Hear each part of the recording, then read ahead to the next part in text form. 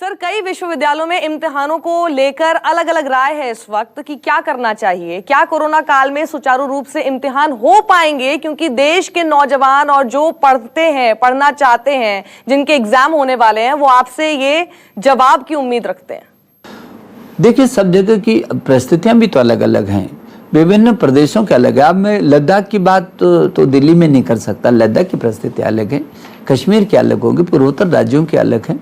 तो विभिन्न प्रदेशों की अपनी अपनी परिस्थितियां हैं और इसलिए उन प्रदेशों के जो शिक्षा मंत्रालय हैं, वो उन प्रदेशों की जो गवर्नमेंट है, वो इस दिशा में बेहतर निर्णय ले रहे हैं और लेंगे, क्योंकि उनके लिए भी स्वाभाविक की शिक्षा बहुत बड़ा आधार है और प्रमुख जो उनके सामने चुनौती वो शिक्षा की है। तो इसलिए सभी राज्यों में उन वहाँ की भौगोलिक परिस्थितियों के अनुसार वो निर्णय ले रहे होंगे और निर्णय ले लिए होंगे। निशंक जी, कहा जा रहा है कि मौजूदा ऑनलाइन पढ़ाई के सिस्टम से अमीर गरीब के बीच की खाई बढ़ रही है।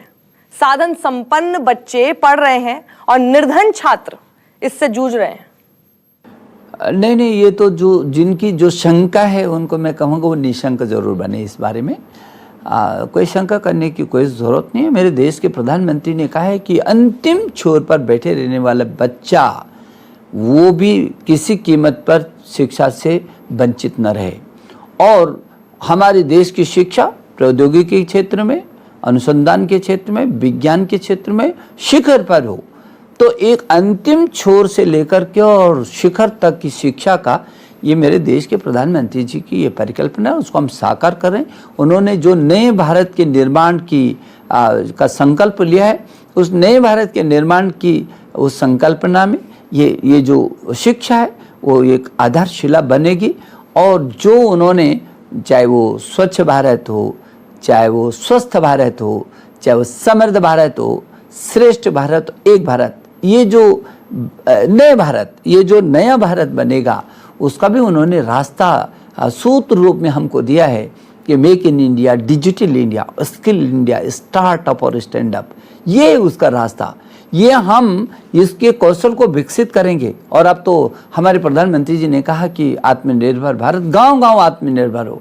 तो गांव की जो आर्थिकी है वो उसकी तकनीकी शिक्षा से लेकर के और उसकी ग्रामीण क्षेत्र के जो उसके उत्पाद हैं, उसके आधार पर जो हम शिक्षा का प्लान बना रहे हैं, ताकि वो उसको वहीं पर उसके कौशल का विकास हो और वो अपने गांव को उठा सके, बढ़ा सके। और उस गांव की अर्थव्यवस्था, वैसे भी आपको मालूम है कि भारत की जो अर्थव्यवस्था है वो ग्रामीणों की भी अर्थव्यवस्था है। भारत गांव का देश है और इसलिए मैं ये समझता हूँ कि अंतिम छोर के बच्चों को जरूर शिक्षा मिलेगी।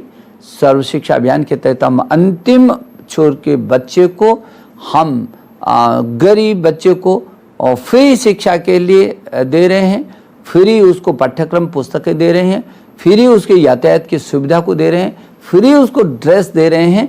वो बच्चा कभी वंचित नहीं रहे। लेकिन हाँ, आपने कहा कि ऑनलाइन में वो छूट जाएगा, वो छूटेगा नहीं, क्योंकि अब तो एक ही प्लेटफॉर्म पे आ गए, सारे लोग जो ऑनलाइन शिक्षा पर आ गए।